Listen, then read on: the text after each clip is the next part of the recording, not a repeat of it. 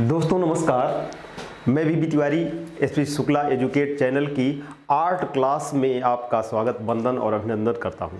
दोस्तों पिछली क्लास में हम लोगों ने प्रागैतिहासिक काल, पाश्चात्य प्रागैतिहासिक कला के बारे में उसका परिचय देखा था। कब से? आदिकाल से, यानी कि प्रजनन काल से आधुनिक काल तक, आज तक, अर्थात होमो सेपियंस काल तक हम लोगों ने देखा था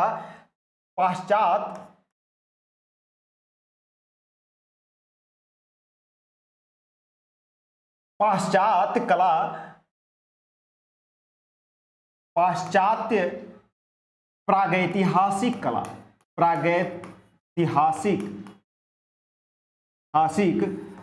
कला। इसी पाश्चात्य प्रागैतिहासिक कला के बारे में हम लोगों ने देखा था। उसमें क्या देखा था? परिचय देखा था। परिचय, इस परिचय के बारे में दोस्तों हम लोगों ने देखा था और हम लोग कहां पर आ गए थे? होमो सेपियंस काल, होमो सेपियंस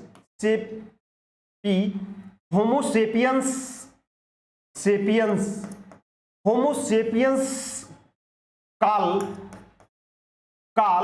के मानव यहां तक हम लोगों ने दोस्तों यह देखा था। इसके पिछले पीरियड में हम लोगों ने नेक्स्ट पीरियड में देखा था होमो सेपियंस काल में जो आधुनिक मानव के रूप में जाना जाता है। कैसा जाना जाता था? आधुनिक मानव।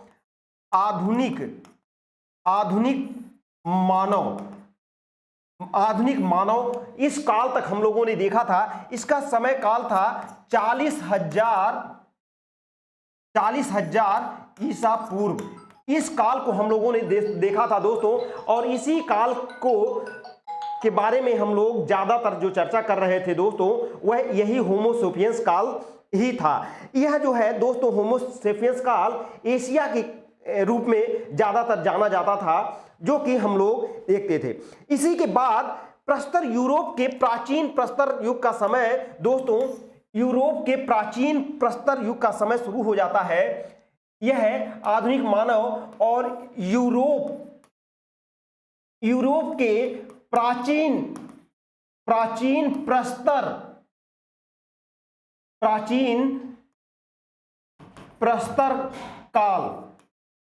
काल का समय शुरू हो जाता है दोस्तों। और यह समय क्या था? यूरोप के प्राचीन पाषाण काल का समय। यह 50,000 ईसा पूर्व, 50,000 ईसा पूर्व का काल था। कौन सा काल था दोस्तों? 50,000 ईसा पूर्व के काल को लगभग यह प्राचीन प्रस्तर काल शुरू हो जाता है। कहां का? इस यूरोप के प्राचीन प्रस्तर काल का समय 50,000 ईसा पूर्व में ही शुरू हो जाता है दोस्तों।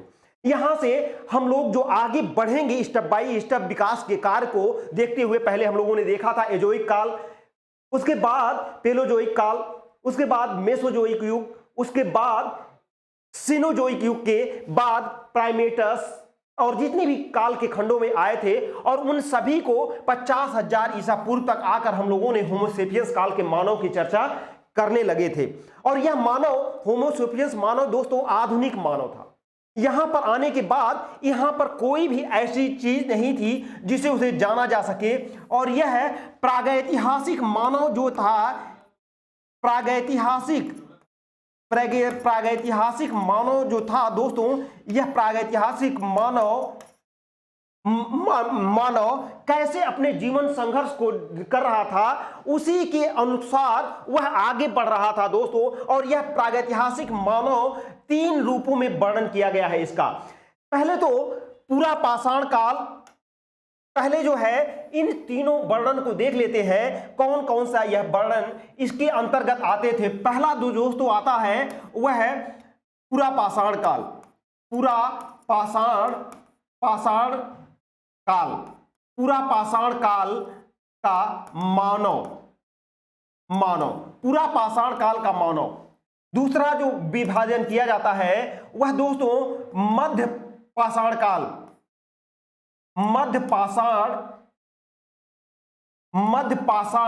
काल का मानव। अंतिम जो तीसरा है वह है नव पाषाण काल का मानव। नवपाषाण काल का मानव की चर्चा हम लोग करेंगे। पहला ये काल था, दूसरा मध्य पाषाण काल और तीसरा जो काल आता है जिसकी चर्चा करते हैं वह नवपाषाण काल। इन तीनों पाषाण कालों का दोस्तों मानव वह कहीं ना कहीं विकास के क्रम को व्यक्त करता हुआ आगे बढ़ता है। क्योंकि हम लोग यह सार्वभौम वर्गीकरण है, जबकि पाश्चात्य के सबसे बड़े विधिवेत्ता हेनरी ब्रुइल, क्या नाम था दोस्तों, पाश्चात्य के सबसे बड़े विधिवेत्ता हेनरी ब्रुइल, क्या नाम था, हेनरी ब्रुइल महोदय ने 4 भागों में, यह किसने जो है पाश्चात्य हेनरी ब्रुइल महोदय ने 4 भागों में पाश्चात्य कला को बांटा था। यूरोप के प्रागैतिहासिक काल को हेनरी ब्रुइल जो कि यूरोपीय प्रागैतिहासिक काल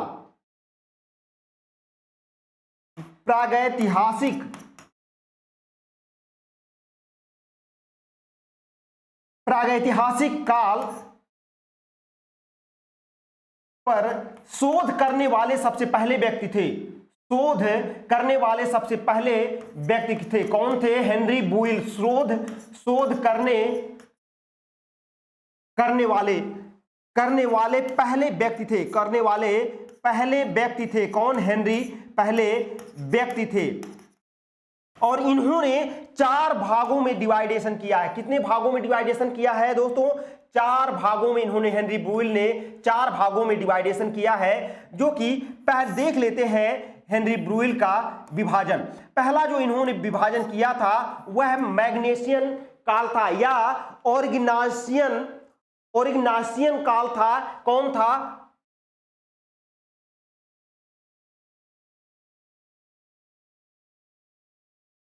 ओरिग्नाशियन काल।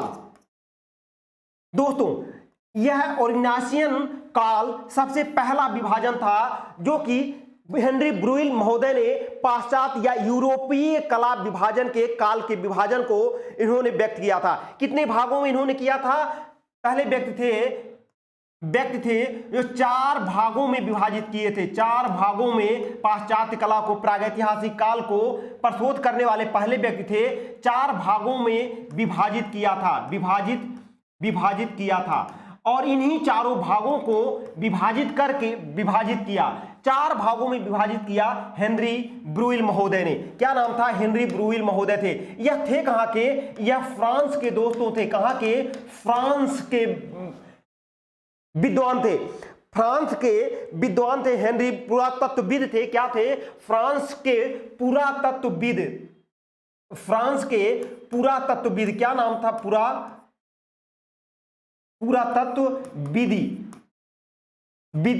पुरातत्वविद थे। हेनरी ब्रुइल नाम था इनका। यह यूरोपीय प्रागैतिहासिक काल पर शोध करने वाले पहले विद्वान थे जिन्होंने सर्वाधिक रूप से और विधिवत रूप से जो है प्रागैतिहासिक काल का वर्णन किया था। और उन्होंने पहला जो है ओरिग्नाशियन काल का वर्णन किया था। ओरिग्नाशियन काल जिसे 30,000 से 27,000 ईसा पूर्व तक इन्होंने बांटा था। कैसे बांटा था? ईसा पूर्व काल तक इन्होंने बांटा था। पहला जो है विभाजन किया था हेनरी ब्रुइल महोदय ने, ओरिग्नाशियन काल, यह 30,000 से 27,000 ईसा पूर्व तक इन्होंने बांटा था। इसके बाद जो दूसरा था वह ग्रेविटियन काल था, जिसे क्या नाम था? ग्रेविटियन काल। इसे ग्रेविटियन काल, जो दूसरा विभाजन था, इन्होंने ग्रेविटियन काल के रूप में किया था दोस्तों। और इस ग्रेविटियन काल को इन्होंने 27,000 से 18,000 ईसा पूर्व, कब से कब?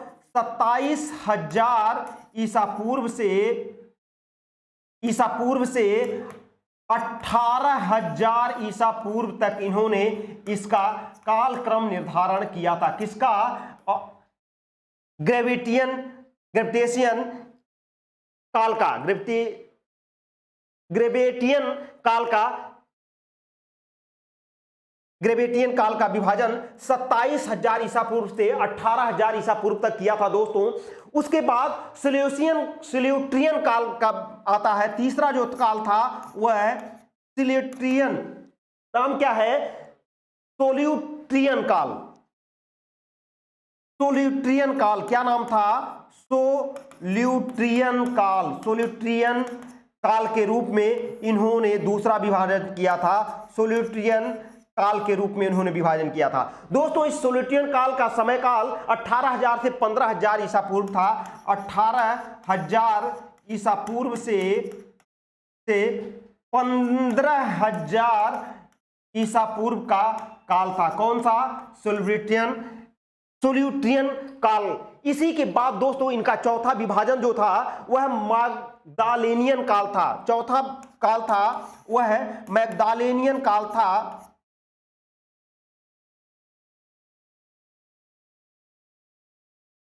मैग्दालेनियन काल, मैग्दालेनियन काल था दोस्तों। यह काल 15,000 से 10,000 ईसा पूर्व था। 15,000 से ईसा पूर्व से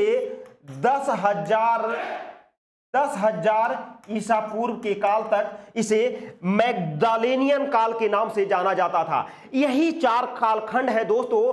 बाद में इसी हेनरी ब्रूल महोदय ने, जो फ्रांसीसी पुरातत्वविद थे, उन्होंने इन दोनों को एक साथ मिलाकर 2 कालों में आग्नेशियन सेवेल्टियन काल और मैग्नेशियन सोल्यूट्रिशियन काल के रूप में 2 भागों में विभाजित कर दिया और यही काल आपको ज्यादातर मिलता है। लेकिन इसका पूर्ण रूपेण जो है यह 4 भागों में विभाजित किया गया था। सारा जो काल क्रम विभाजन था हेनरी ब्रूल महोदय। तो दोस्तों यहां से क्वेश्चन पूछा जाता है कि हेनरी ब्रूल महोदय जो यूरोपियन प्रागैतिहासिक काल पर शोध करने वाले पुरातत्वविद थे, पहले विद थे, उन्होंने कितने भागों में बांटा है, 4 भागों में। पूछा जा सकता कितने प्रमुख भागों में बांटा गया है, तो 2 प्रमुख भागों में, ऑर्गनेनियन काल और मैग्दालेनियन काल के रूप में 2 भागों में विभाजित किया गया है। दोस्तों यहां से क्वेश्चन तो नहीं आता, लेकिन आपको एक बेस कॉन्सेप्ट जानने के लिए इस चीज का जो है पढ़ना जरूरी हो जाता है। क्योंकि आधुनिक रेडियो कार्बेट विधि के तहत मैग्दालेनियन काल जो है इसी काल में दोस्तों ज्यादातर चित्रण किए जाते हैं। चित्रण के अधिकांश चित्र जो है आपको मैग्दानियन काल में मिलते हैं। अधिकांश चित्र आपके मैग्दानियन काल में मिलते हैं। इसी अधिकांश चित्र जो है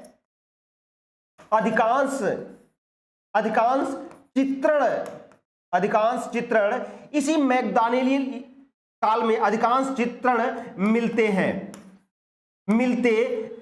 दोस्तों। प्रागैतिहासिक काल के कालखंडों में, चाहे वह पूर्व पाषाण काल हो, चाहे मध्य पाषाण काल हो, चाहे नव पाषाण काल हो, यहां से कालक्रम का विभाजन यूरोपियन के आधार पर इसी रूप में होता है। चाहे और आर्गनेशियन काल है, चाहे ग्रेवेटियन काल है, चाहे सोल्यूट्रियन काल है, चाहे मैग्दालेनियन काल है, इसी कालक्रम में मिलता है। होमोसेपियंस मानव दोस्तों उच्च पुरापाषाण काल, जो आधुनिक भारतीय परिप्रेक्ष्य में जब देखा जाता है तो उच्च पुरापाषाण काल के अंतर्गत होमोसेपियंस मानव आता है। होमोसेपियंस मानव उच्च पुरापाषाण काल के अंतर्गत आता है। दोस्तों प्रागैतिहासिक काल के जीवन खंडों को हम लोग इसी तरह से देखते हैं और इस रूप में हम लोग इसको देखते हुए आते हैं। आइए दोस्तों देखते हैं कि प्रागैतिहासिक काल के इस खंडों में कौन कौन से चित्रण का प्रयोग किया जाता है, कैसे जो है हमारी आदि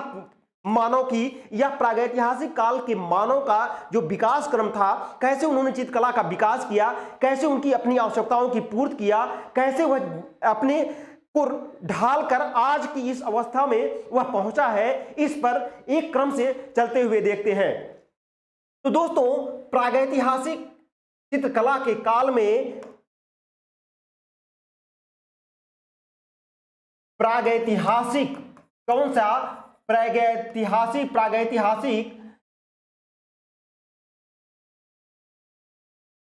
चित्रकला के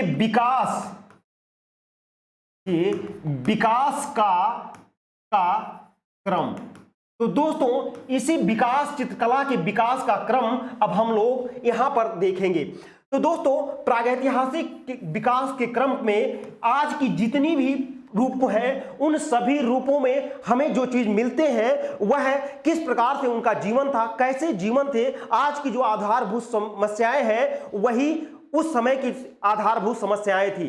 कौन कौन सी आधारभूत समस्याएं थी? रोटी, कपड़ा और मकान, यही तो आधारभूत समस्याएं। आज भी जीने का आधार क्या है? भोजन, और उसी भोजन, आवास, वस्त्र, यही उस समय की भी समस्याएं थी।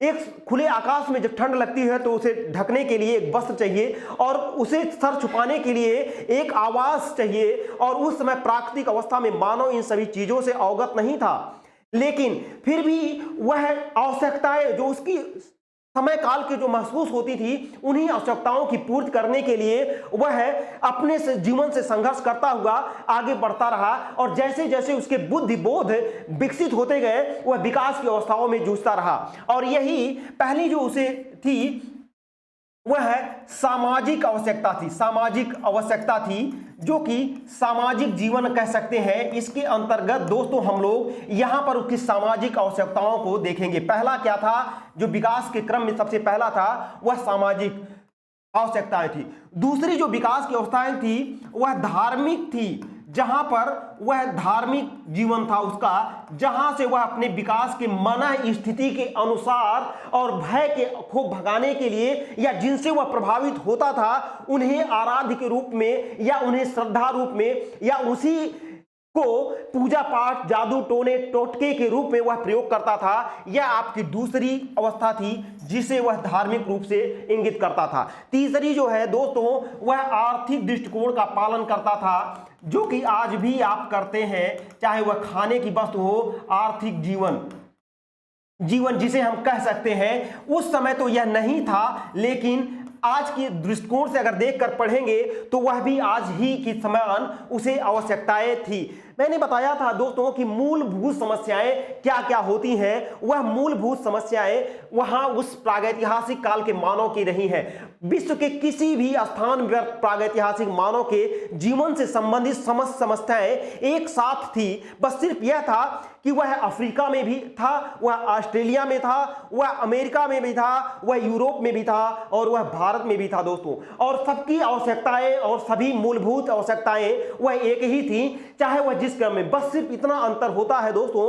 कि कहीं पर सभ्यता के विकास ने ज्यादातर जल्दी कर लिया और कहीं में कुछ 2-4 हजार पहले की लेट में किया। इन्हीं का बस अंतर है, बाकी सभी जगह सेम विकास की अवस्थाओं ने पूरा किया है। और जैसे कि आज के ही समय में देख लीजिए कि अमेरिका ने ज्यादा विकास कर लिया तो अफ्रीका ने कम विकास किया, जापान ने ज्यादा विकास किया, इजराइल ने ज्यादा विकास किया। तो उसकी अवस्था में अन्य देश जो छोटे देश हैं वह कम विकास कर पाए, अफ्रीका के देश हैं वह कम विकास कर पाए, एशिया के देश हैं कम विकास कर पाए, जबकि विकसित देशों में कहीं ना कहीं वह ज्यादा पहले आ गया। लेकिन बहुत ज्यादा नहीं, 100-200 साल के अंतर में इतना ही रहा, बाकी ज्यादा नहीं हो पाया। तो इनकी ज्यादातर सामाजिक जीवन की थी। पहले क्या था? भोजन, दूसरा आवास, तीसरा वस्त्र, क्या? वस्त्र, अर्थात भोजन, कपड़ा और मकान, ये आज की मूलभूत है। उस समय भी दोस्तों थी। किस समय? जब प्रागैतिहासिक काल का मानव रहता था तो वह भी प्रकृति से प्रभावित था, उसे भी जीवन के लिए जाड़ा, गर्मी, बरसात, इन सभी का पालन करना पड़ता था। और प्रकृति प्रदत्त जो वस्तुएं थी उनसे वह लड़कर अपने जीवन को जीने की कला को सीख रहा था। और उसी कला में भोजन की आवश्यकता थी, जीने के लिए भोजन की आवश्यकता थी। और उस समय उसके पास इतनी जागरूकता नहीं थी जो आज है। तो उस समय वह कच्चा मांस खाता था, कच्चा मांस का भक्षण करता था। जिस प्रकार से पशु पक्षी करते हैं, पशु करते थे, उसी तरह से वह कच्चा मांस खाता था, क्योंकि अग्नि में पकाकर उसे नॉलेज नहीं था, इसलिए वह करता था। इसके बाद जो था कंदमूल, फल भी खाता था, कंदमूल, मूल और फल फूल, आज इन सभी को वह खाकर अपनी जीविका पर निर्भर था और इन्हीं कच्चे मांस को पाने के लिए वह आखेट करता था। क्या करता था? आखेट करता था। आवास के रूप में दोस्तों अभी उस पर आते हैं। आवास जो है, जहां रहने के लिए उसे सबसे ज्यादा जिस चीज की आवश्यकता थी, तो वह क्या करता था? खुले आसमान में तो रहता था, लेकिन आवास के लिए गुफा, जिसे गुहा भी कहते हैं, गुहा, जो कि खुले आसमान के अलावा गर्मी, बरसात, हवाओं, धूप, धूल, आंधी, तूफान से बचाने के लिए इन गुफाओं का प्रयोग करता था। तो रहता कहां था? गुफाओं में, पर्वत की कंदराओं में भी रहता था और उन्हीं गुफाओं और कंदराओं में वह रहता था। दोस्तों, वस्त्र का प्रयोग भी वह करता था। पहले तो वह नग्न रहता था, उसे इस चीज के ज्ञान नहीं थे और बाद में धीरे धीरे विकास के क्रम में उसे यह महसूस होने लगा कि कहीं ना कहीं वस्त्र की भी आवश्यकता थी। तो इन वस्त्रों के रूप में वह पेड़ की छाल, पेड़ की छाल, छाल, पशुओं की छाल यानी कि उनके चर्म को निकालकर उसे भी वह वस्त्र के रूप में इस्तेमाल कर लेता था। कौन था? प्रागैतिहासिक काल का मानव, जब तक उसे वस्त्रों की जानकारी नहीं हुई थी तब तक इन सभी चीजों का प्रयोग कर लेता था। दोस्तों, वह नग्न रहता था। कपड़ा का प्रयोग करने के लिए वस्तु में सबसे पहले तो इन पेड़ की छाल और वस्त्रों के पहले वह नग्न रहता था। कैसा रहता था दोस्तों? तो वह नग्न रहता था और कैसा था? नग्न था और पहले वह नग्न था, पेड़ की छाल का प्रयोग करता था, पशुओं की छालों को या चर्म को, चमड़े को अपने वस्त्रों पर लपेट कर रहता था। दोस्तों, तो वह वस्त्र के रूप में वह इस्तेमाल कर लेता था। दोस्तों, भोजन के लिए उसे जद्दोजहद करनी पड़ती थी। जिस प्रकार से पशु रहते थे उसी प्रकार से वह भी अपने को पशुओं की भांति शिकार करता था, आखेट करता था और इसी रूप में वह आगे बढ़ते हुए विकास के क्रम को पाता था और आवास की इसी तलाश में वह शिकार करता था। शिकार या जिसे आखेट भी कहते हैं, आखेट कहते हैं। और इसी आखेट की तलाश में वह खुद भी आखेट हो जाता था। कभी कभी जब वह अकेला रहता था तो बड़े बड़े, मैंने आपसे बताया कि हाथी, मैमथ, जिराफ, बड़े बड़े डायनासोर, बड़े बड़े विशालकाय भैंसे, विशालकाय हाथियां, इन सभी का शिकार वह अकेले नहीं कर सकता था। तो इस कारण से वह स्वयं भी शिकार हो जाता था। इसलिए दोस्तों, वह अपने इस शिकार के लिए सबसे पहले अपने को ग्रुप में रहना सीख लिया। जैसे उन्होंने देखा कि एक पशु अपने झुंड में रहता है, उसी तरह से दोस्तों वह भी झुंड में रहता था। तो कार्य उसका, इसका मतलब था कि जो वह कार्य उसका था, वह उसका कार्य क्या था? आखेट करना या शिकार करना। कार्य क्या था कि खाद्यान्न, आखेट या खाद्य संग्रह करता था। दोस्तों, खाद्य संग्राहक था। अर्थात वह आखेट जो करता था तो उसे इतने बड़े भैंसे का आखेट अगर उसने कर लिया, हाथी का आखेट मान लीजिए कर लिया, तो क्या उस हाथी को एक दिन में खा पाएगा? नहीं खा पाएगा। तो दोस्तों, उसी तरह से वह उसे संजमित करके रख लेता था। उसे इस तरह से खाद्य संग्राहक भी था। इस तरह से प्रागैतिहासिक काल का मानव कैसा था? आखेटक था, शिकारी था और आखेटक और खाद्य संग्राहक था। दोस्तों, क्वेश्चन यहां से पूछे जाते हैं कि प्राचीन काल का मानव या प्रागैतिहासिक काल का मानव कैसा था? तो आखेटक और खाद्य संग्राहक था। इसी के साथ जैसे वह मध्यकाल में आता है तो वह पशुपालन भी करने लगता है। तो आखेटक शिकारी के साथ साथ वह पशुपालक भी हो जाता है। दोस्तों, इसके बाद नव पाषाण काल में आता है तो अब वह कहीं ना कहीं कृषि के द्वारा कृषि करना सीख जाता है और उसे उपजाऊ कर लेता है। इसी तरह से दोस्तों, उसका कार्य क्या था? आखेट करना और खाद्य को संग्रह करना, अर्थात भोजन को संग्रह करके रख लेना। दोस्तों, अगला जो कार्य था जिसे वह कहता था सामाजिक रूप में जो कार्य थे, वह शिकार करता क्यों था?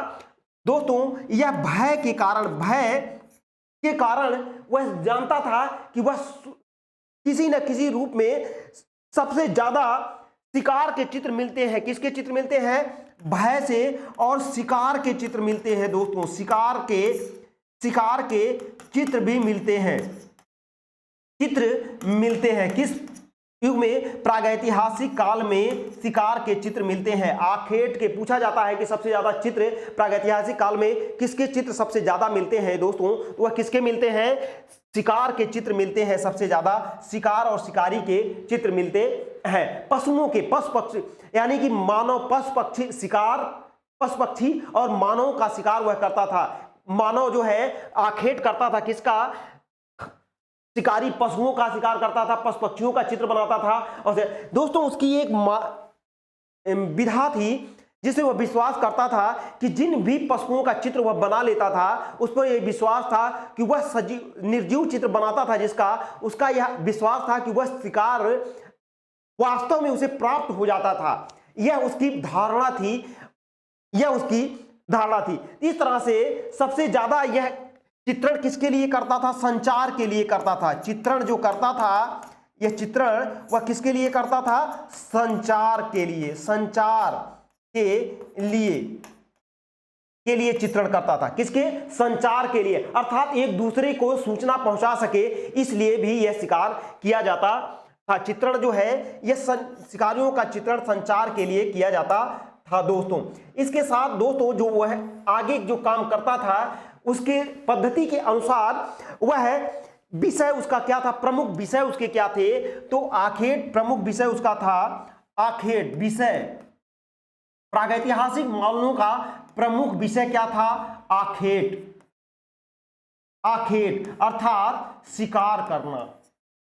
प्रमुख विषय क्या था? शिकार, क्योंकि उसे ज्यादातर चिंता अपने भोजन की थी। बाकी उसे दुनियादारी से किसी से मतलब नहीं था कि कितना कमाना है, कितना खाना है, क्या रोजगार है, क्या बेरोजगार है, क्या उसके लिए सबसे ज्यादा जो चिंता थी वह अपने खाने की चिंता थी।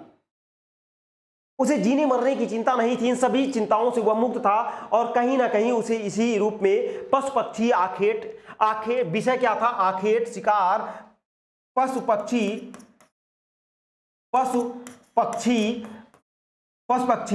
और मानव का भी वह चित्रण करता था दोस्तों। तो इसीलिए शिकार करते हुए चित्रों का ज्यादातर ने किया है। रंगों का प्रयोग जो दोस्तों वह प्रागैतिहासिक काल में करता है वह कैसे रंग थे? भूमिज रंग थे। भूमिज रंग थे। और यह भूमिज रंग कैसे होते हैं दोस्तों? यह भी आप जान लीजिए कि भूमिज रंग जो भूमि से आपको प्राप्त हो उन्हें भूमिज रंग कहते हैं। भूमि से प्राप्त होने वाले, अर्थात जैसे खड़िया, भूमिज रंग जैसे खड़िया, क्या? खड़िया, गेरू, चाक, गेरू, चाक, खड़िया, गेरू, चाक, चारकोल का कोयला, चारकोल दोस्तों, चारकोल यह जली हुई लकड़ी को के बनाए जाते हैं और जो जंगल में आग लगने आने के बाद जो मिलते थे वही उनके जो है लिखने का माध्यम या रेखांकन का माध्यम हो जाता था दोस्तों। और उन सभी चीजों का प्रयोग वह करते थे। और इनमें रंगों में जिन पशुओं को मारते थे उन पशुओं की चर्बी को मिलाकर रंगों का प्रयोग करते। पशुओं की चर्बी को मिलाकर रंगांकन करते थे। मिलाकर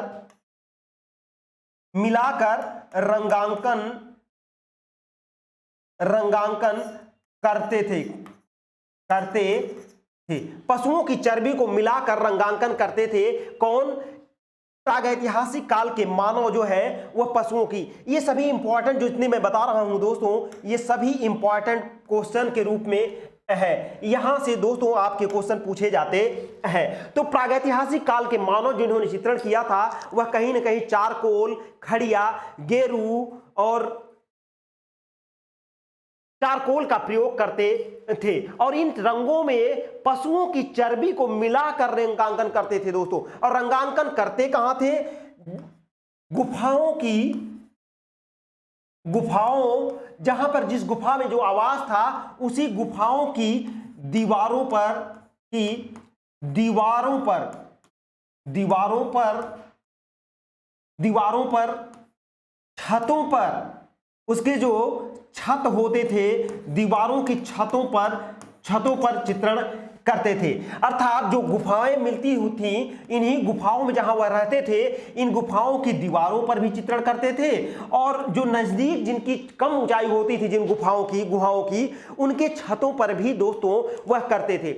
इसी के साथ दोस्तों वह तकनीक जो करते थे वह चित्रण तक्षण तकनीक थी। उनकी तकनीक कैसी थी? तकनीक दोस्तों वह उनकी कैसी थी? तो चित्रण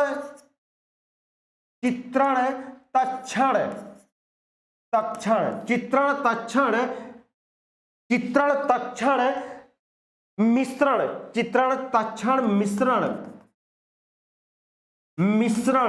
तकनीक का प्रयोग करते थे। कैसी तकनीक थी? चित्रण तक्षण मिश्रण तकनीक का प्रयोग करते थे। प्रागैतिहासिक काल के मानव चित्रण तक्षण और मिश्रण तकनीक का प्रयोग करते थे। दोस्तों यह ऐसी तकनीक थी चित्रण तक्षण कि जिसका चित्र वह बना लेते थे, उसे उन्हें विश्वास था कि उसका शिकार आसानी से वह कर लेते थे। यानी कि जो मृतात्मा में विश्वास था वह कहीं ना कहीं प्रागैतिहासिक मानव विश्वास करता था कि वह जिसे देख लेता था, जिसका चित्र बना ले जाता था, उसे पहचान जाता था, और जो उसी का पहचान कर उसी का शिकार भी करता था कि अच्छा मैंने इसका चित्र बनाया था, ऐसा देखा था, उसके दिमाग में रहता था, तो उसी का चित्रण कर लेता था, और उसे जो चित्रण बना लेता था दीवारों पर उसका, उसी को खोज कर उसी का जो है शिकार करता था। इस तरह से वह प्रयोग कर लेता था। दोस्तों जो ये तकनीक थी यह कहीं ना कहीं उत्कीर्ण तकनीक का प्रयोग करता था। उत्कीर्ण तकनीक का प्रयोग करता था, उत्कीर्णन विधि का प्रयोग करता था। दोस्तों कैसे? खुरच कर, दीवारों को खुरच कर, नुकीली जो है तीक्ष्णी से, यानी कि ब्यूरिन नुकीली लेखन से। उत्कीर्ण तकनीक कैसी थी? नुकीली लेखन विधि थी। कैसी? नुकीली लेखन विधि का प्रयोग करता था। और यह नुकीली कैसी होती थी? मैंने बताया था ब्यूरिन होता था, ब्यूरिन का प्रयोग किया जाता था। अर्थात ब्यूरिन, और यह ब्यूरिन का प्रयोग करता था, जो कि एक नुकीली, जैसे यह है इसी तरह से पत्थर के नुकीले होते थे, या हाथी के टुकड़े दांत होते थे, या सींग का प्रयोग कर लेते थे, हड्डियों को घिस कर वह बना लेते थे और उसे उसी तरह से उसका प्रयोग करते थे, जिसे क्वार्टजाइट, प्राचीन पुरापाषाण काल में क्वार्टजाइट का प्रयोग करते थे। दोस्तों उसी के बाद फलक संस्कृति या पेपुल संस्कृति का प्रयोग किया जाने लगा था। नवपाषाण काल में चकमक अस्त्रों का प्रयोग किया जाता था। यह हम लोग जब भारतीय पढ़ेंगे प्रागैतिहासिक काल का, वहां पर विस्तृत वर्णन पढ़कर आगे चलेंगे दोस्तों। तो इस तरह से दोस्तों यह चित्रण तक्षण मिश्रण तकनीक का प्रयोग करता था, जिसमें कि चित्रण, उसका चित्र बना लेता था, तक्षण बना लेता था, और उसी तक्षण और मिश्रण चित्रण से वह करता था। उत्कीर्ण तकनीक जो है नुकीली लेखन विधि थी, जिसे खुरच कर, ब्यूरिन से खुरच कर बनाया जाता था, इसका प्रयोग किया जाता था। दोस्तों इसके जो बनाने वाले कलाकार थे, और कलाकार प्रागैतिहासिक काल के कलाकार वह क्या थे? ओझा थे। क्या थे दोस्तों? ओझा थे। और ओझा क्या थे दोस्तों? यह जो भी तांत्रिक रूप से जिसका भी चित्र बना लेते थे, उसी को, जैसे कि छोटे छोटे टुकड़े में, छोटी छोटी मूर्तियों में, आज भी देखिए जो यांत्रिक है या तांत्रिक है या जो भूत प्रेत झाड़ने वाले ओझा सोखा होते हैं, वह भी जो है जब भी आपको मूर्ति का किसी को बनाना होता है, तब उसकी छोटी सी मूर्ति बना लेते हैं। चाहे वह मिट्टी की मूर्ति बना लेंगे, चाहे वह कपड़े की छोटी सी गुड़िया या गुड्डे को बनाकर उसी पर पिन खोस कर, नींबू खोस कर, या ऐसे खोस कर दुनिया भर के तांत्रिक विधियों का प्रयोग करके बनाते थे। उन्हीं को जो बनाते हैं आज के भी ओझा सोखा को क्या कहते हैं? ओझा कहते हैं। दोस्तों यह ओझा वही थे, और इन्होंने तांत्रिक मांत्रिक धार्मिक कला के माध्यम से जिसकी मूर्ति बनाकर कर लेते थे और उसे भस्म कर देते थे, तो उसका प्रभाव कहते थे उस व्यक्ति पर पड़ता है। तो वही जो कलाकार थे वह ओझा थे, और यही थे। टोटमवाद एक तकनीक आती है दोस्तों, टोटमवाद की तकनीक आती है। और उसी टोटमवाद की तकनीक दोस्तों यह ओझा प्राप्त करते थे। तो प्रागैतिहासिक काल में पूछा जाता है कि प्रागैतिहासिक काल में, पुरापाषाण काल में कौन सी तकनीक का प्रयोग करते थे और जो करने वाले कलाकार को क्या कहा जाता था? तो करने वाले कलाकार को ओझा कहा जाता है। क्या कहा जाता है दोस्तों? ओझा कहा जाता है। इस तरह से सामाजिक रूप में तो दोस्तों यह कलाकार क्या थे? ओझा थे। और गीली जो सतह पर करते थे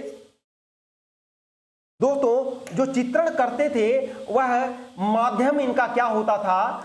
इनका माध्यम दोस्तों क्या होता था? तो माध्यम इनका जो दीवार थी, गुहा या गुफा की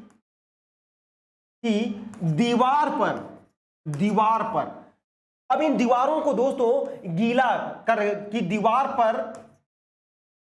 पर चित्रण करते थे। और जो चित्रण करते थे वह गीली सतह पर करते थे। गीली अर्थात इसे भिगो लेते थे गीली सतह पर ही अंगुलियों से करते थे। अंगुलियों से बनाते थे। क्योंकि दोस्तों आपको मालूम होगा कि मैंने आपसे बताया था कि जब तकनीक पढ़ाते समय मैंने आपसे बताया था कि फ्रेस्को पद्धति का प्रयोग, जो इटालियन पद्धति थी, कहीं ना कहीं वह प्रागैतिहासिक काल से ही चली आ रही थी और उसी का फ्रेस्को तकनीक में किया, लेकिन वह प्लास्टर बनाकर करते थे। लेकिन यहां पर सिर्फ सीधी ही गीली सतह पर ही अंगुलियों से ही माध्यम से ऐसे चित्रकारी कर लेते थे। और इन्हीं चित्रकारी को आपको अल्टामीरा की सतहों पर यह मिलती है, यह चित्रकारी जो कि अंगुलियों के माध्यम से चित्रकारी की जाती थी। और इन्हीं अंगुलियों के माध्यम से की गई चित्रकारी को किया जाता था, जो कि गीली सतह पर होता था। किस पर होता था दोस्तों? यह गीली सतह पर यह किया जाता था। अंगुलियों के माध्यम से चित्रण किया जाता था। माध्यम से चित्रण किया जाता था। किससे? अंगुलियों के माध्यम से यह चित्रण किया जाता था दोस्तों। इसके बाद जो तकनीक आती थी प्रागैतिहासिक कला में, एक टेक्नीफार्म, जो तकनीकी फार्म था, उसे क्या कहते थे? टेक्नीफार्म विधि का प्रयोग करते थे। अर्थात टेक्नीफार्म विधि क्या थी यह जान लेते हैं। सबसे पहले जो नीचे से छत का टेक्नीफार्म क्या था? जैसे नीचे से छत पर चित्रण करते थे। अब नीचे से छत पर चित्रण करने की तकनीक जो है वह टेक्नीफार्म कहलाती थी दोस्तों। और यह तकनीक क्या होती थी? आपने सुना होगा, पढ़ा होगा, अगर नहीं पढ़े तो भी जान लीजिए कि प्रागैतिहासिक काल में अल्टामीरा की जो गुफाएं थी दोस्तों, वह 6 से 7 फीट ही ऊंचाई उसकी होती थी। अब मान लीजिए किसी एक व्यक्ति की ऊंचाई कितनी? 6 फीट। अब वो 6 फीट की गुफा है, छत है, तो उसमें जो देखेगा तो उसकी आंखें तुरंत उसके लेंस के पास आ जाएंगी छत पर, तो वह देख कैसे पाएगा? तो चित्रण बनाना तो दूर, जब हाथ है नहीं जाएगा। तो वह क्या करते थे? लेट कर चित्रकारी करते थे। अर्थात लेट कर चित्रकारी करते थे। इसी को नीचे से छत पर चित्रकारी करने की विधा को टेक्नीफार्म कहते हैं। क्या कहते हैं? टेक्नीफार्म कहते हैं दोस्तों। क्योंकि इसे सबसे पहले जो उदाहरण के रूप में जो देखा था, मारिया सांतोला जो 12 वर्ष की लड़की थी, उसने देखा था दोस्तों। कारण यह था कि जो बड़े थे वह उसमें घुस ही नहीं पाते थे, और घुस नहीं पाते थे। यूरोपियन वैसे भी लंबे होते हैं, तो जो उसमें घुस नहीं पाते थे तो वह छत पर उनकी निगाहें नहीं जा पाती थी। इसलिए 12 वर्ष की जब लड़की घुसी उस गुफा में, तो उसने देखा, अरे यहाँ तो अनमोल छतों पर भी चित्रकारी की गई है।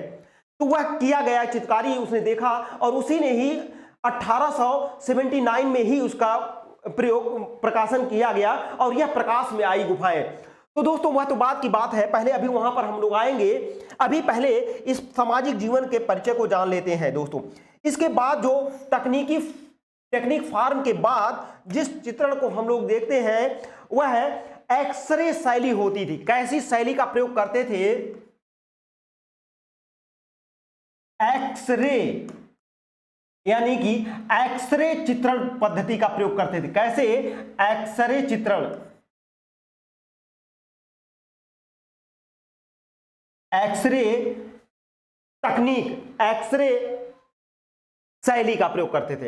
एक्सरे शैली का प्रयोग करते थे। कैसी शैली का? एक्सरे शैली का। एक्सरे शैली का प्रयोग करते थे।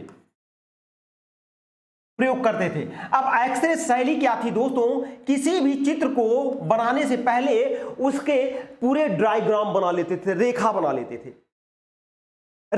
लेते थे और उस रेखा में दोस्तों एक्सरे शैली में उस रेखा में क्या करते थे कि उस रेखा के माध्यम से पूरे जितने भी उस रेखा के माध्यम से इसमें पशु के शरीर की सीमा रेखा बना लेते थे। अर्थात उसमें पशु की सीमा रेखा बना लेते थे और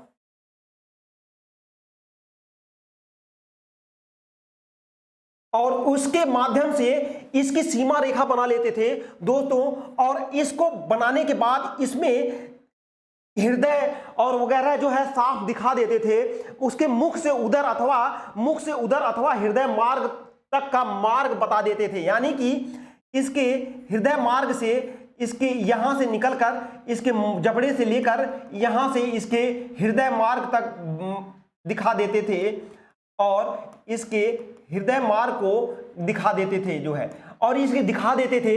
इस तकनीक को कहीं ना कहीं ये एक्सरे तकनीक थी। क्या थी? मतलब किसी भी पशु के रेखा चित्र बना लेते थे और उस पशु के जीभ से लेकर उसके हृदय तक के अंतर को भी वह जान जाते थे। कैसे? उसके हृदय के अंतर्गत को भी वह जान जाते थे और इसी विधि को एक्सरे तकनीक कहते थे। क्या कहते थे?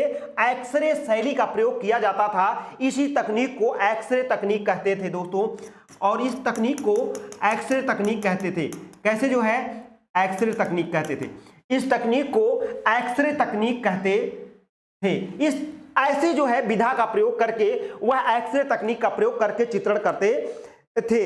इसमें उदर की सही स्थिति और सरल रेखाओं द्वारा दिखाया जाता था। इसी को एक्सरे तकनीक कहते थे। उसमें पेट, गर्दन सब चीज दिखाकर उसके एक्सरे तकनीक का प्रयोग करके उसे दिखाते थे। इसी तकनीक को क्या कहते थे?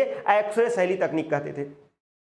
यह तो दोस्तों आपकी एक्सरे शैली तकनीक का प्रयोग करके जो दिखाया जाता था वह कहीं ना कहीं था। इसके बाद जो है धार्मिक जीवन का प्रयोग करते थे। दूसरा जो है वह दोस्तों क्या है? धार्मिक जीवन। जो दूसरा हम लोगों ने देखा वह क्या था? इनके धार्मिक जीवन को देखते हैं। दूसरी पद्धति क्या थी? धार्मिक जीवन।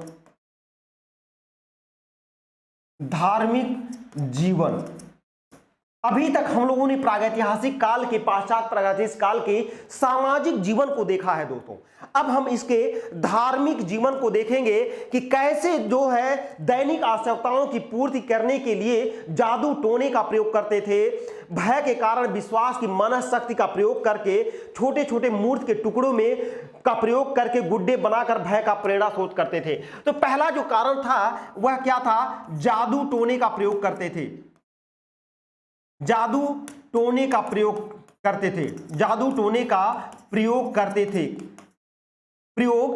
थे। पहले तो इन सब चीजों से वह अवगत नहीं थे दोस्तों, लेकिन प्रकृति में वह अबोध मानव, प्रागैतिहासिक काल का अबोध मानव जब जीवन से संघर्ष कर रहा था, उसी समय वह कहीं ना कहीं बिजली के खड़कने से, बादल के गरजने से, वर्षा की अभूतकालीन पृथ्वी के जलमग्न होने से, कहीं ना कहीं धूप से, सूर्य, चंद्रमा, पेड़ पालों के गिरने से वह भयभीत हो जाता था।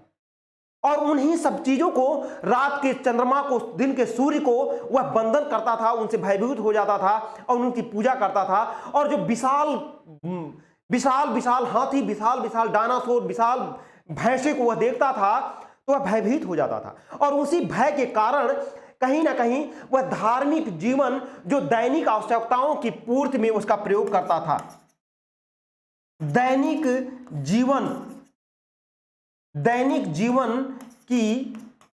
जीवन की आवश्यकताओं की पूर्ति करता था। कैसा?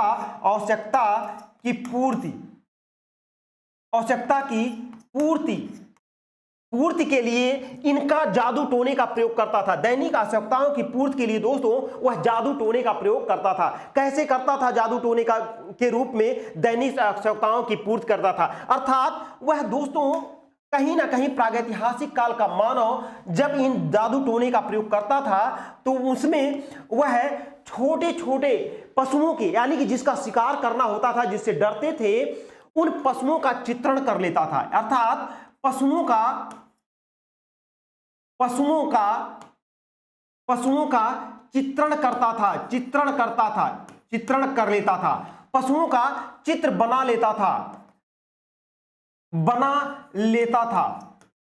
लेता था और उसे यह विश्वास था कि यह पशु जिसका वह चित्र बना लेता था, जिस भी पशु का चित्र वह बना लेता था दोस्तों, उसे यह विश्वास था कि कहीं ना कहीं उस मृतात्मा को सजीव रूप में भी वह उसका शिकार कर लेना आसान हो जाता था उसे दोस्तों, और वह जिसका चित्र प्रत्यक्ष बनता था उसका शिकार भी हो जाता था। यानी कि पशुओं का चित्र बनाता था, उसे विश्वास था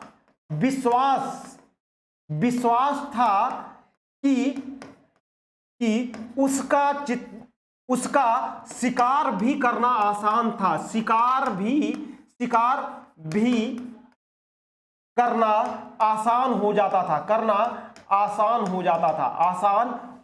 था। यानी कि जिसका करता था उसका शिकार करना भी आसान हो जाता था। ऐसा विश्वास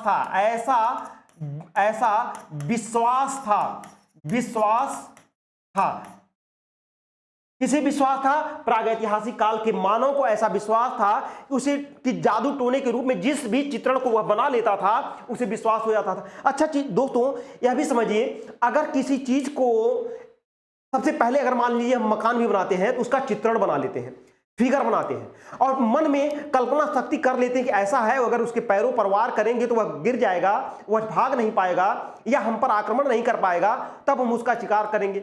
और वह इस कारण से उसके कमजोर चीजों को वह जानते जानते धीरे धीरे विकास करके हुए मानव चूंकि बुद्धिशीली प्राणी था, पशुओं की तरह उसे सोचने समझने की क्षमता का विकास उसके पास था, जबकि पशुओं के पास नहीं था। यही मानव और पशु में अंतर था दोस्तों। मानव सीखने की एक जिज्ञासा थी उसके अंदर, और वह जब जिस चित्रण बनाता था जिस पशु का, उसी चित्रण को वह फॉलो कर जाता था और उसी पर वह शिकार कर लेता था। उसका ऐसा विश्वास था कि जिस पशु का चित्रण वह बनाएगा, उसका विश्वास था कि उसका शिकार करना आसान हो जाता था और वह शिकार भी कर लेता था, क्योंकि उससे वह परिचित हो जाता था और उसकी आक्रामकता को जान जाता था कि कब इसे पेड़ के ऊपर से इसके मस्तक पर अगर हम पेड़ पर चढ़कर गिराएंगे बड़े से पत्थर को, तो यह कहीं ना कहीं जो है लंगड़ा हो जाएगा, रस्सी से अगर बांध देंगे तो दौड़ नहीं पाएगा। ऐसी चीजों का प्रयोग वह करना जानने लगा। और दूसरी बात दोस्तों कि वह कहीं ना कहीं इस पर विश्वास करने लगा था। इसी कारण से दोस्तों वह गुफाओं में रहने लगा, वह आग को भी जानने लगा, वह नदी और तालों में जितनी भी सभ्यताओं का विकास हुआ दोस्तों, कहीं ना कहीं वह नदी के किनारे ही विकसित हुआ, क्योंकि वह कहीं ना कहीं मानव की आवश्यकताओं की पूर्ति का माध्यम भी था। वहां से वह मछली भी पकड़ सकता था, वहां से शिकार भी कर सकता था, अपनी जलापूर्ति कर सकता था, अपने जीने के माध्यम को वह ज्यादा सरल कर सकता था दोस्तों। यही प्रागैतिहासिक मानव के जीवन के संघर्ष की कहानी का एक पहलू है दोस्तों, और वह इसका प्रयोग करता था। यानी कि उसकी यह भय का कारण था, यह भय का कारण था। क्या भय का कारण था? कि वह इसका चित्र बनाता था, यानी कि जब जिस भी चित्र बनाता था वह उनसे भयभीत रहता था, इसी कारण वह उसका चित्रण कर लेता था, जिसके कारण उसे उससे मुक्ति निजात मिलती थी दोस्तों। इसीलिए स्वास्तिक जैसे चिन्हों का भी वह भय के कारण ही प्रयोग करता था, और कहीं ना कहीं जितने भी पशु पक्षियों का चित्रण, आखेट का चित्रण ही उसके प्रमुख विषय रहे हैं चित्रकारी के दोस्तों। छोटे छोटे मूर्त के रूप में गुड़िया गुड्डों को बना लेना, यानी छोटे छोटे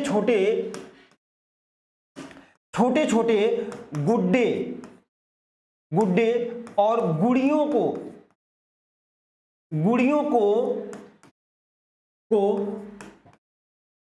बनाकर, छोटे छोटे गुड़ियों और गुड्डों को बनाकर मृतात्मा का भय, बनाकर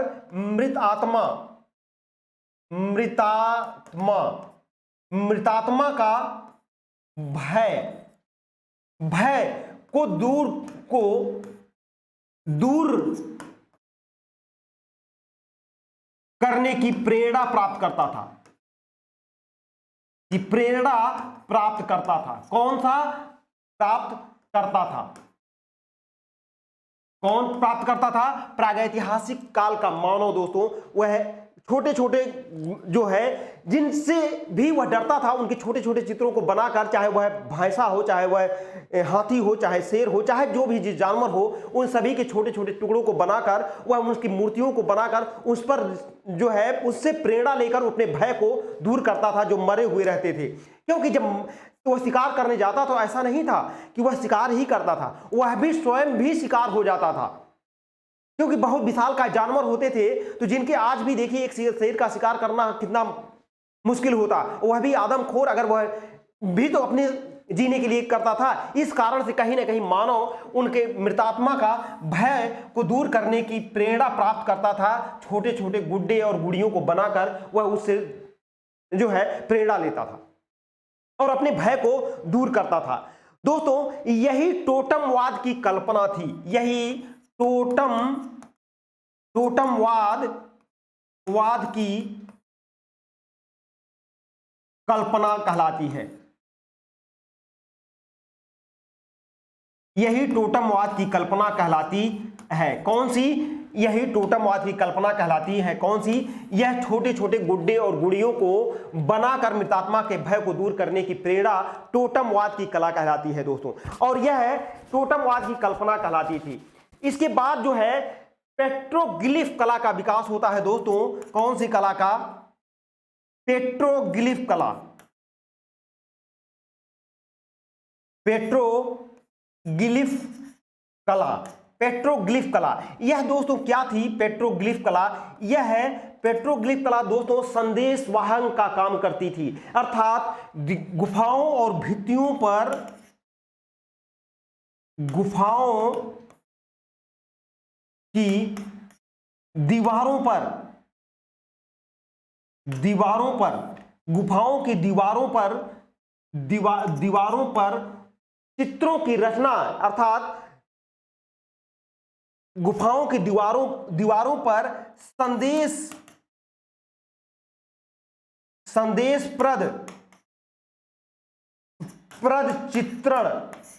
चित्रण, अर्थात गुफाओं की दीवारों पर जो संदेशप्रद चित्रण था, वह पेट्रोग्लिफ कला कहलाती थी। अर्थात अपनी एक पीढ़ी से दूसरी पीढ़ी को यह समझाने के लिए कि कैसे गुफाओं को पेट्रोग्लिफ कला जो है क्या होती थी, एक दूसरे से संदेशप्रद, अर्थात इससे सीखने के लिए कि ऐसे इसका शिकार किया गया था, ऐसे जितनी भी कलाएं थी, यानी कि गुफाओं की दीवारों पर जो कलाएं बनाई गई थी उसे क्या कहते थे? पेट्रोग्लिफ कला, जो संदेश का या संचार का कारण बनती थी दोस्तों। संदेश वाहक गुफा चित्रण होती थी। आदिम कला के पीछे कर्मकांड, धार्मिक कर्मकांड भी ज्यादातर थे। चित्रकला के रूप में दोस्तों आदिम काल यानी कि प्रागैतिहासिक काल में धार्मिक कर्मकांड भी दोस्तों, यह धार्मिक कर्मकांड अर्थात टोटमवाद की कला, धार्मिक कर्मकांड भी चित्रकला एवं मूर्तिकला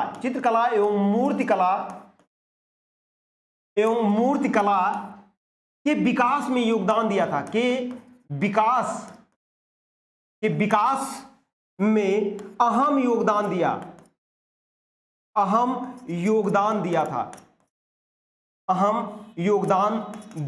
कारण यह था दोस्तों कि यह जो आदिम काल में जो धार्मिक कर्मकांड होते थे, अर्थात यह टोटमवाद, जादू टोना, ये सभी चित्रकला एवं मूर्तिकला के विकास में अहम योगदान देने का काम करते थे। कौन सा? यह है आदिम काल आदिम कला के पीछे धार्मिक कर्मकांड, यह भी जो है विकास के धार्मिक कर्मकांड जो है यह भी प्रेरणा के स्रोत रहे हैं। कहीं ना कहीं वह जो सूर्य से डरता था तो सूर्य की आराधना करने लगता था।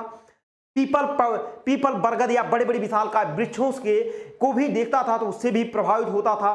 कहीं ना कहीं वह सूर्य चंद्रमा या वायु की झोंकों से, वर्षा से भी डरता था, बिजली कड़कने से भी डरता था, क्योंकि वह इन सब चीजों से अनजान था। तो उन सब चीजों से वह कहीं ना कहीं उनके चित्र बनाकर उनकी पूजा करता था। इसी चित्र में वह ज्यादातर बड़े बड़े पशुओं के चित्र बनाता था, बड़े बड़े वृक्ष और इन सभी चित्रों को जो है बनाता था, बनाकर वह पूजा करता था। और यह कहीं ना कहीं प्रेरणा स्रोत रहा हुआ है। प्रभाववादी कला जो है दोस्तों, कहीं ना कहीं प्रभाववाद की कला भी दोस्तों, कला भी प्रागैतिहासिक काल की कला से प्रभावित है। प्रागैतिहासिक काल की कला से प्रभावित है, काल की कला से प्रभावित है, प्रागैतिहासिक काल की कला से प्रभावित है। दोस्तों कारण यह था कि इस प्रभाववाद की यहां पर एक चित्र, ऐसे चित्र मिलते हैं जो कि हड्डी पर दौड़ता हुआ मृग या चित्र क्या है, जैसे कि हड्डी पर दौड़ता हुआ मृग। दोस्तों यह चित्रण जो है, यह एक चित्र मिलता है फ्रांस के तौजात से मिलता है। कहां से मिलता है? फ्रांस से मिलता है। और फ्रांस के तौजात यानी कि फ्रांस का दक्षिण पूर्वी भाग, दक्षिण पश्चिमी जो है फ्रांस का निचला दक्षिणी क्षेत्र, जिस पर जो है, जहां पर स्पेन और फ्रांस की जो सीमाएं जो मिलती हैं, वहीं पर खासकर प्रागैतिहासिक काल का विकास जो है वह पेरिनीज या पर्वत श्रृंखलाओं में, घाटियों में मिलती हैं, जो स्पेन और फ्रांस के मध्य में पड़ती हैं। खासकर स्पेन का उत्तरी क्षेत्र और फ्रांस का दक्षिणी क्षेत्र, इन दोनों जगहों पर यहां पर जो है दोस्तों मिलती है। प्रमुख केंद्र फ्रांस और स्पेन की जो है मध्यवर्ती सीमाओं पर यह मिलती है। तो यह प्रभाववाद किससे प्रभावित है? प्रागैतिहासिक काल की कला से भी प्रभावित है दोस्तों। और इसका प्रमाण हड्डी पर दौड़ता हुआ मृग, यह भी एक कला है जो कि प्रागैतिहासिक काल में मिली थी और उसी पर भी यह मालूम देता है। दोस्तों कहीं ना कहीं अब हम लोग आते हैं, ये आपके धार्मिक विषय थे जिस पर प्रागैतिहासिक काल का मानव अपने जीवन से, धार्मिक जीवन के माध्यम से चित्रकला का विकास किया था। अब इसके बाद आर्थिक जीवन देखते हैं दोस्तों। कहीं ना कहीं आर्थिक जीवन भी जो है,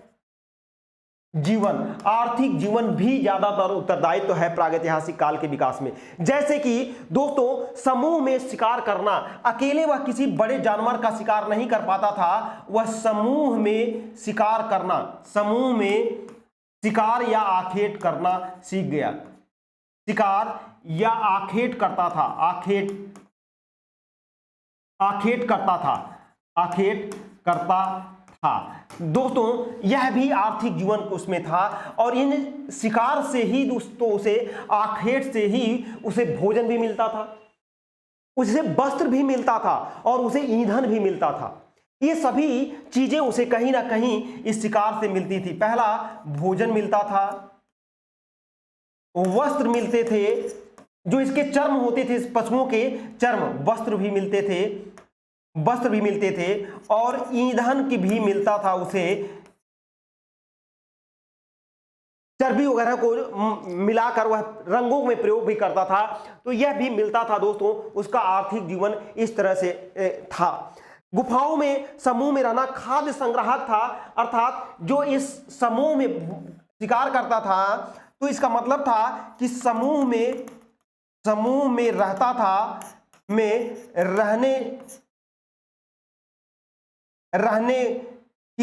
समूह में रहने की कला तथा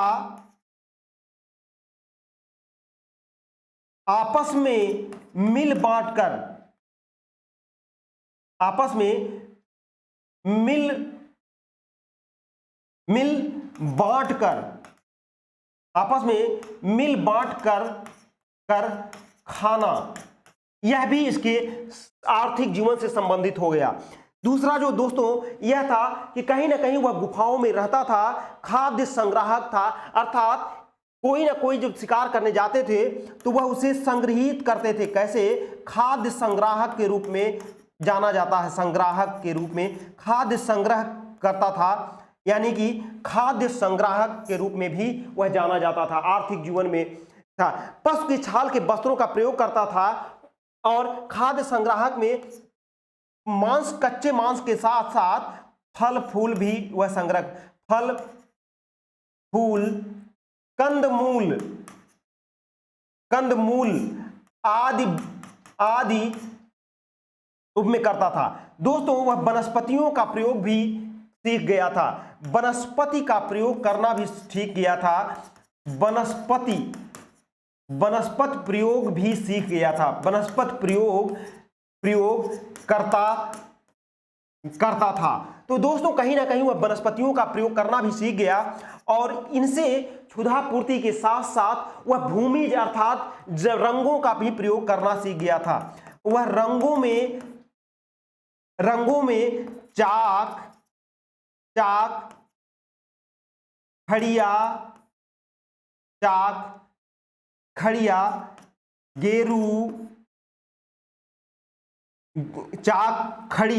गेरू, चारकोल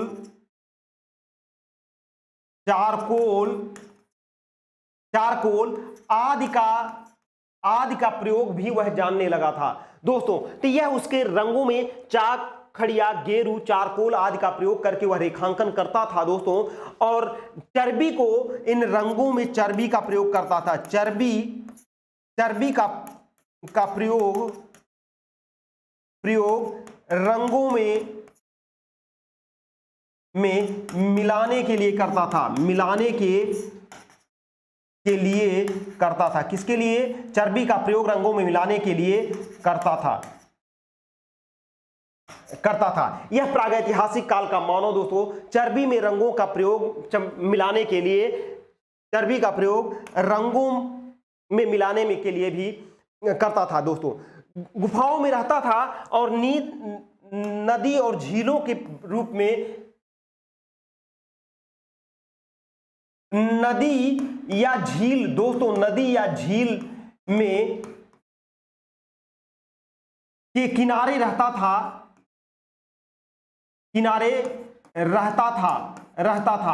जहां पर उसे भोजन जैसे मछली पकड़ना,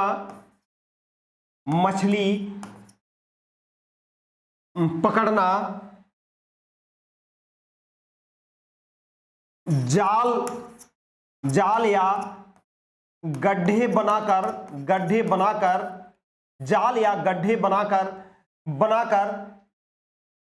जानवरों का शिकार करना, जानवरों का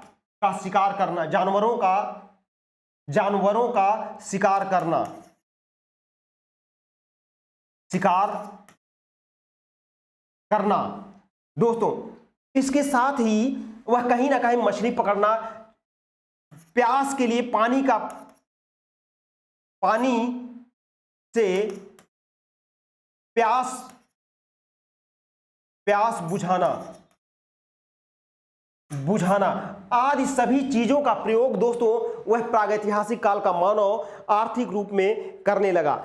इन सभी जिनका वह शिकार करता था कहीं ना कहीं हड्डियों से, हड्डी पाषाण,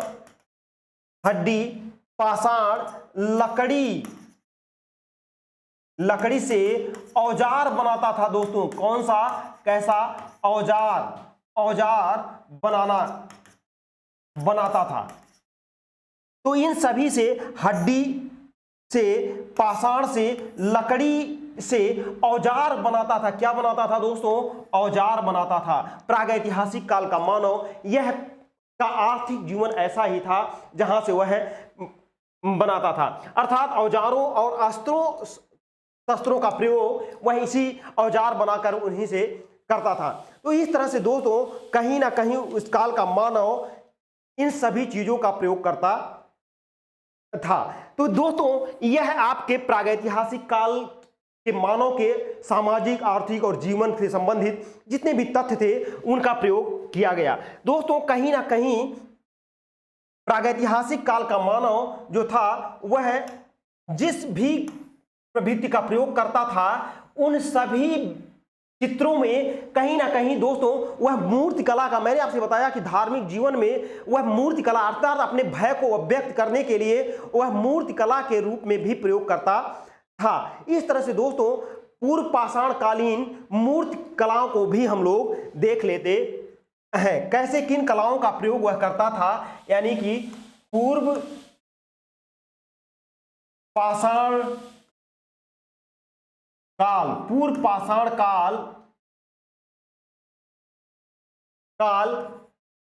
की मूर्ति कला, कैसी मूर्ति कला, पूर्व पाषाण काल की मूर्ति कला का भी प्रयोग हम लोग पाश्चात्य पूर्व, यहां तो इसको ध्यान रख लीजिए कि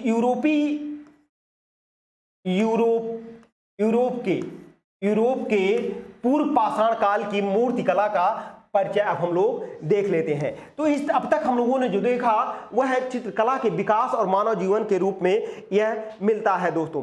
तो मूर्तियों का विकास धार्मिक रूप से मैंने आपसे बताया टोटमवाद का विकास था कि वह जहां पर कल्पना करता था उन कल्पनाओं के रूप में दोस्तों वह अपने इन्हीं धार्मिक जीवन, सामाजिक जीवन, आर्थिक जीवन में रहता था। वह छेपांकन विधि के माध्यम से चित्रकारी भी करता था। किस माध्यम से करता था? छेपांकन विधि के माध्यम से वह करता था। छापा चित्रों के प्रयोग से, स्टेंसिल विधि के माध्यम से वह चित्रकारी करता था दोस्तों।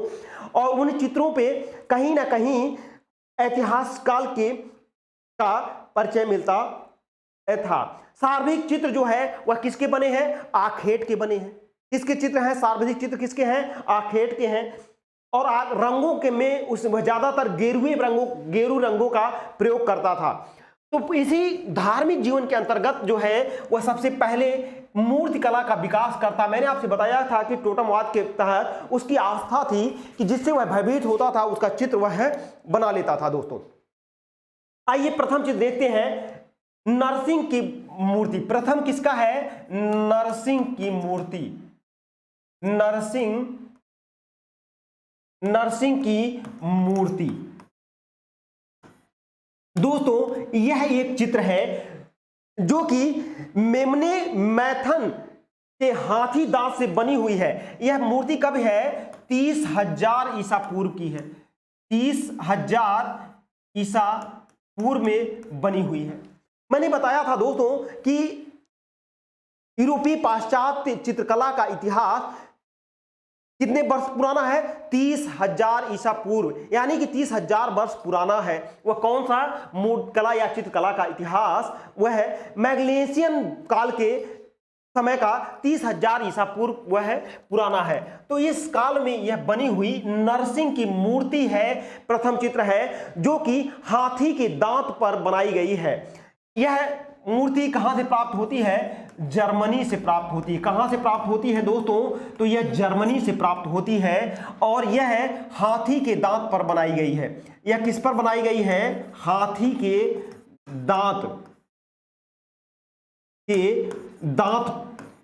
दांत पर बनी है। कौन सी? हाथी के दांत पर बनी हुई नरसिंह की मूर्ति यह प्रागैतिहासिक काल की बनाई गई मूर्ति है। और यह मूर्ति कहां है? और यह हाथी कौन सा था? यह मैमथ था। मैमथ अर्थात विशालकाय हाथी जो मैमथ था उसी के दांत पर, हाथी के दांत पर बनाई गई यह थी। यह जर्मनी से मिली हुई है दोस्तों। यह जर्मनी से मिलती है। किसकी? नरसिंह की मूर्ति। तो पहला क्वेश्चन यहां से पूछा जा सकता है दोस्तों कि हाथी पर दांत की बनी मूर्ति किसकी है? तो नरसिंह की है। कहां से मिली है? जर्मनी से मिली है। किस पर बनी है? वह मैमथ पर बनी है दोस्तों।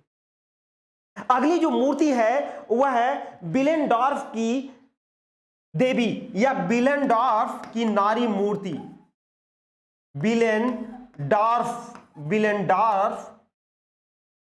विलेंडॉर्फ की नारी आकृति या नारी आकृति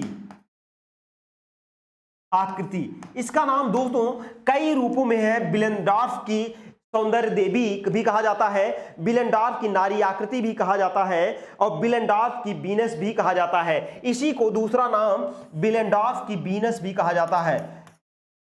विलेंडॉर्फ की वीनस के नाम से भी इसे जाना जाता है दोस्तों। विलेंडॉर्फ की वीनस के नाम से भी इसे जाना जाता है दोस्तों। किसे? इस विलेंडॉर्फ की नारी आकृति को जाना जाता है। 30,000 से 25,000 ईसा पूर्व में इसका अंकन हुआ था। किसका? इस चित्र का, विलेंडॉर्फ की 30,000 ईसा पूर्व से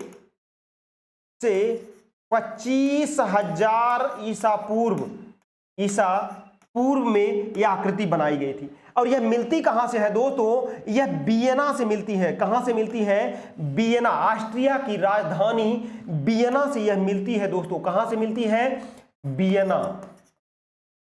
यह वियना कहां पर है? ऑस्ट्रिया की राजधानी है वियना। ऑस्ट्रिया की राजधानी है क्या? वियना। विलेंडॉर्फ की नारी आकृति यह बहुत फेमस है दोस्तों और यह है मूर्ति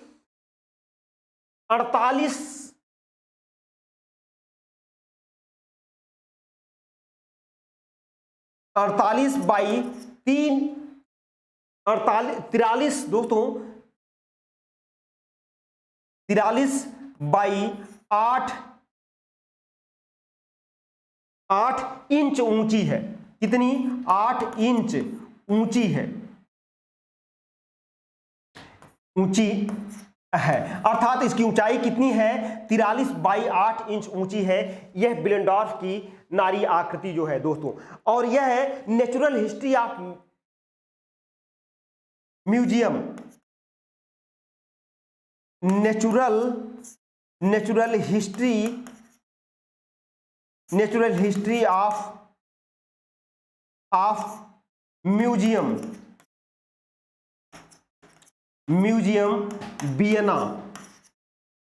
वियना में संग्रहित है। कौन सी? यह विलेंडॉर्फ की नारी आकृति। यह दोस्तों इंपॉर्टेंट है क्वेश्चन। अब दूसरी जो प्रतिमा है इजराइल से मिली हुई है वह वीनस ऑफ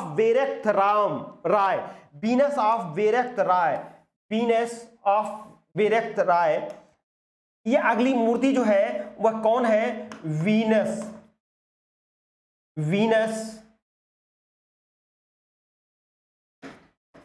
वीनस ऑफ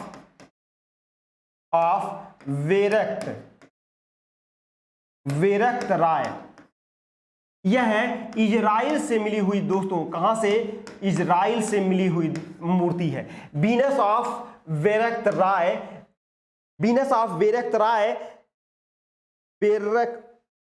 राय प्रतिमा इजराइल से प्राप्त है और ट्यूपिक पेबल लाल पत्थर से निर्मित है। ट्यूपिक पेबल पर निर्मित है। ट्यूपिक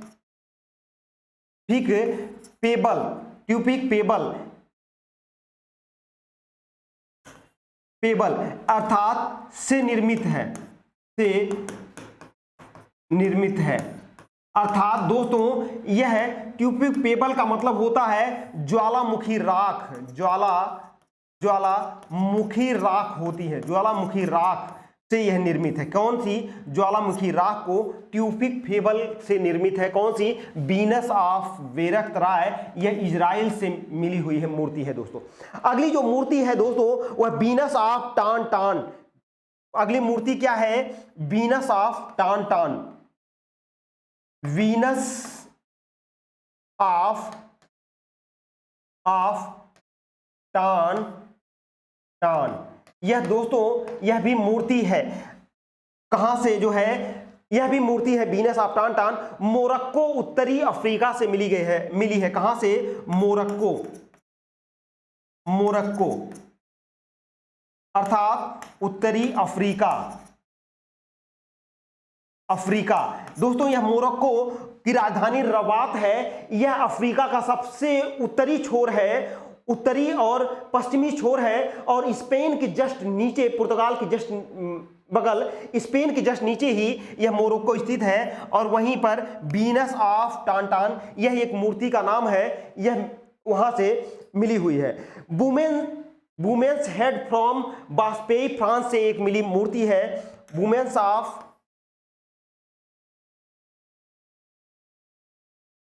क्या नाम है, वुमेन्स ऑफ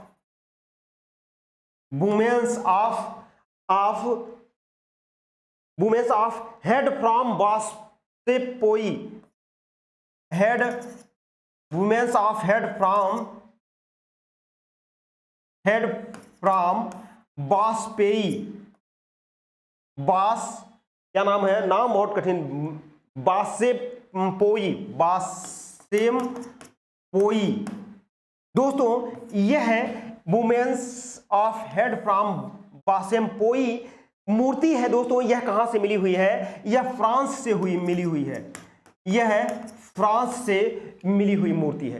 तो इस तरह से यह एक नारी सिर भी मिला है, एक नारी सिर्फ मिला है। यह हाथी दांत की मूर्ति है, यह दोस्तों 22,000 ईसा पूर्व की है, और यह है हाथी दांत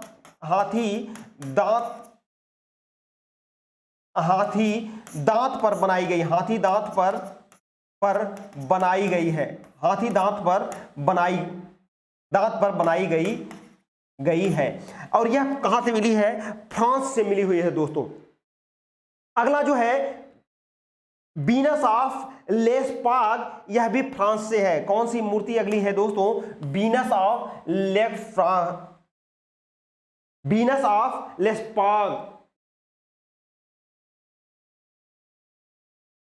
वीनस ऑफ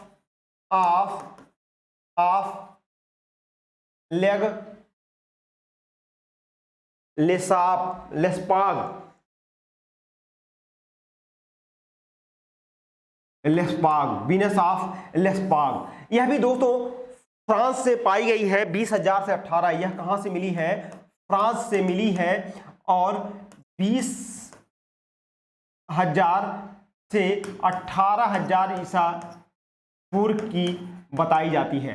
कौन सी मूर्ति, वीनस ऑफ लेस्पाग। ये सभी मूर्तियां दोस्तों इंपॉर्टेंट है, आपके क्वेश्चन में पूछी जा सकती हैं।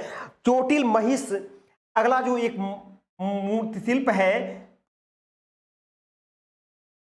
चोटिल महिष अर्थात एक भैंसे का चित्र है, और वह चोटिल महिष है जो अपनी चोट से कराह रहा है, और यह है फ्रांस के ला मेडलाइन से, यह भी फ्रांस से मिला हुआ है, फ्रांस के मेडलाइन से मिला हुआ है, फ्रांस के मेडलाइन से मिला हुआ है दोस्तों। और यह 12,000 ईसा पूर्व से है। कब कहां की है, 12,000 ईसा पूर्व की है, ईसा पूर्व का यह चित्र है, और यह 4 इंच ऊंची है, यह है 4 फीट ऊंची है, 4 फीट ऊंची है। कितनी, 4 फीट ऊंची है, ऊंची यह प्रतिमा है। तो इस तरह से दोस्तों यह मुड़ कर देख रहा है, आंखें इसकी क्रोध से है। इसका जो सजीव वर्णन किया गया है इस चोटिल महिष का, जो कि फ्रांस से मिला हुआ है, और यह मूर्ति दोस्तों बहुत इंपॉर्टेंट है। चोटिल महिष की मूर्ति पूछा जा सकता है कहां से मिली हुई है। वीनस ऑफ लेस्पाग की मूर्ति कहां से मिली हुई है, यह भी फ्रांस से है। हाथी दांत पर बनाई वुमेन्स ऑफ हेड फ्रांस बोम्पाई कोई से फ्रांस से मिली हुई है। तो ये सभी जितनी मूर्तियां हैं दोस्तों, यह कहीं ना कहीं बहुत ही इंपॉर्टेंट है, और यहां से क्वेश्चन पूछे जाते हैं। तो प्रागैतिहासिक काल का मानव कहीं ना कहीं दोस्तों अपने जिन भी चित्रों को ज्यादातर जो बनाया गया चित्र है वह कहीं न कहीं धार्मिक कला से या धार्मिक जो से प्रभावित था, और उन्हीं धार्मिक भय या धार्मिक कर्मकांडों से उस समय का मानव जिससे डरता था, उसी डर को व्यक्त करने का माध्यम वह है चित्रकला या मूर्तिकला को बनाया, और यहीं से माध्यम से चित्रकला और मूर्तिकला का विकास होता गया दोस्तों। और यही आते आते हम लोग नवपाषाण काल में आ जाते हैं। मध्य पाषाण काल में दोस्तों कहीं ना कहीं मानव जो समूहों में जीवन यापन करने लगा, पशुपालन करने लगा और खाद्य संग्राहक से वह पशुपालक हो गया और पशुओं के साथ शिकार भी करने लगा।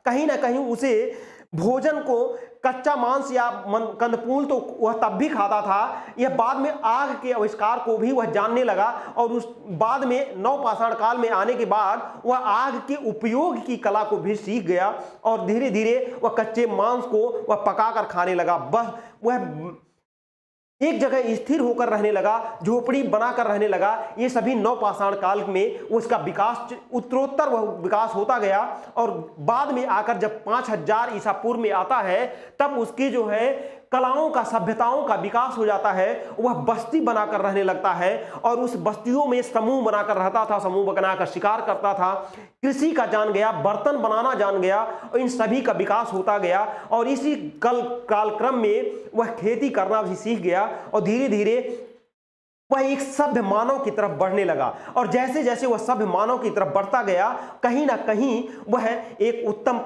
का मानव हो गया और इसी में 5000 ईसा पूर्व में वह सभ्यताओं का विकास करने लगा। तब जो है 5000 ईसा पूर्व में वह सभ्यताओं का विकास हो गया। इसका पाश्चात्य यूरोपीय सभ्यताओं का विकास हो गया, विकास होने लगा और यही 5000 ईसा पूर्व जो है सभ्यताओं का विकास हुआ। तो जिसमें मिस्र की सभ्यता, सुमेरियन की सभ्यता, मेसोपोटामिया की सभ्यता और भारत में आपके सिंधु की सभ्यता जो 3500 से लेकर 1500 तक जिसका काल माना जाता है, उन सभी सभ्यताओं का, लौह युग का विकास आदि सभी सभ्यताओं का विकास हो गया। इसी तरह से मानव ने किया। अब इसके बाद दोस्तों हम लोग जिस टॉपिक को, मेन इसके टॉपिक को जो आपको टीजीटी पीएचडी से पूछा जाता है, यह तो टीजीटी के इसलिए मैंने आपको बता दिया कि यहां तक आपके लिए सिर्फ इतना जरूरी जानना था कि यह क्वेश्चन एक परिचय के रूप में है। खासकर जो ये क्वेश्चन है वह कहीं ना कहीं आपसे पूछे जाते हैं। यह जितने भी क्वेश्चन हैं कहीं ना कहीं आपसे पूछे जाते हैं और खासकर दोस्तों इस क्वेश्चन को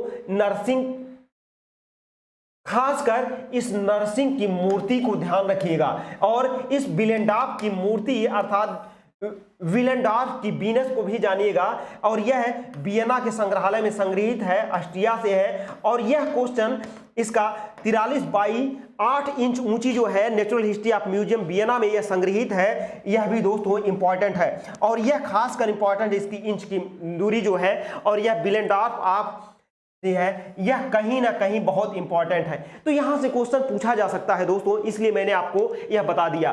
बाकी जो आपके लिए ज्यादा इंपॉर्टेंट था वो सभी मैंने आपको यहां पर किस प्रकार से यह हम लोगों ने इसे देखा कि प्रभाववाद, इस तरह से टोटमवाद की कला, जितने भी धार्मिक थे उन सभी को हम लोगों ने देखा और यह एक पूरे जितने भी कंटेंट से हम लोगों ने यहां से प्रागैतिहासिक काल के विकास से परिचय होकर मानव के सभ्यताओं के विकास तक आ गए। अब हम लोग जो अगले टर्म में नेक्स्ट क्लास में हम लोग देखेंगे वह है आपके लिए सबसे ज्यादा इंपॉर्टेंट है। वह इंपॉर्टेंट क्या है यह जान लेते हैं। सबसे ज्यादा पहला जो चैप्टर होगा वह आपका अल्टामीरा की गुफाएं या प्रागैतिहासिक, पाश्चात्य प्रागैतिहासिक चित्रकला की गुफाओं के द्वारा अध्ययन और उन गुफाओं में अल्टामीरा की गुफा, लास्को की गुफा, पिंडाल की गुफा, नियो गुफा, कास्को की गुफा, इन सभी जितनी भी गुफाएं हैं 17-18 गुफाओं का, 50 गुफाओं का वहां से देखेंगे और इनके क्षेत्र को देखेंगे कि यह कहां पर पड़ती हैं। स्पेन और